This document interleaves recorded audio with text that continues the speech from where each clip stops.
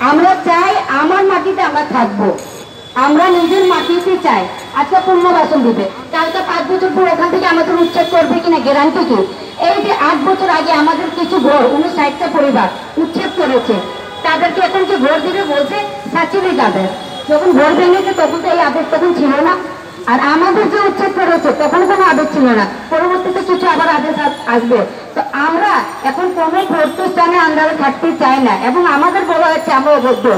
আমাদের আর্থিকাতে আমাদের স্থায়ী দেওয়া হচ্ছে নিরঞ্জন সিটি কলোনি বংশাল থানা 5 বছর আছে, তাহলে আমরা কিভাবে রাখবো, কিভাবে বলবো? আমরা এইটা আমরা জবাব চাই।